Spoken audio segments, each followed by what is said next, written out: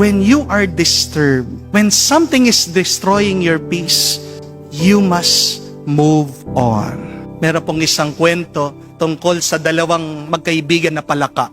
Sila po ay naglalakbay sa isang gubat. Nakarating po sila sa isang bukid, sa isang farm.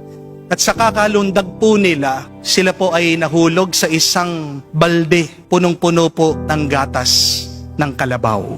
Sila po'y lumalangoy. Pinipilit po nilang lumundag, tumakas. Pero dahil po napakalalim, napakalaki ng balde, ng timba, wala po sila magawa. Kaya isa po sa mga palaka, sumuko na lang. Tumigil po siya sa paglalangoy.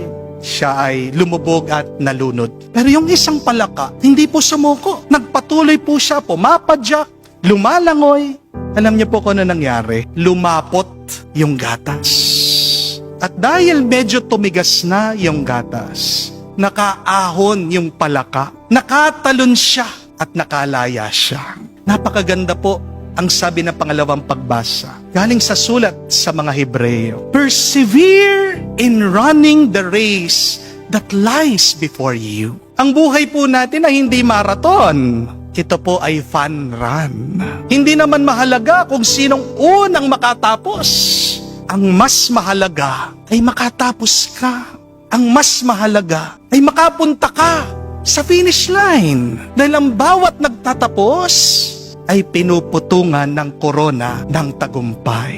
Kapatid, hindi ka magwawagi kung hihinto ka. Ang mga istorbo o gulo mo sa buhay ay pagsubok lang sa'yo.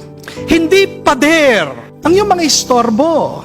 Sila po ay tapakan lang para mas makaangat ka pa at marating mo ang pinapangarap ng Diyos para sa'yo. Minsan nagpapadala ng distraction ang Diyos sa atin para ihiwalay lang yung mga tapat sa mga hindi. Tandaan niyo po ang sekreto ng tagumpay, ang magpatuloy kahit na mahirap.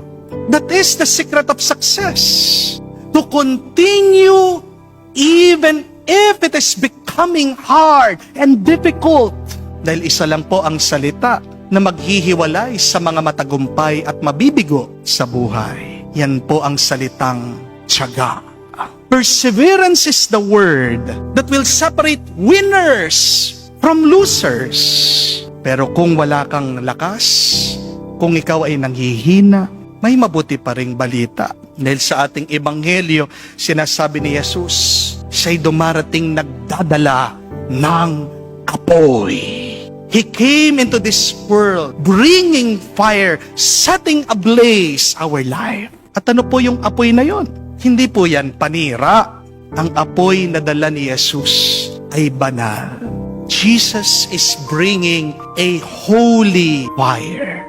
At ang banal na apoy na ito, siya magpapalakas sa'yo. Diba ang tawag po natin sa mga taong very passionate, napakagana ay they are on fire. Kaya nga pag nag-aalab ang puso mo, diba doon ka basigasig, sabi, napakalakas mo at makakayanan mo ang lahat ng pagsubok. Kaya nga, ano po ang naninira sa focus mo? Magpatuloy ka lang kapatid at maniwala ka, bibigyan ka ng apoy at ng liwanag ng Panginoon.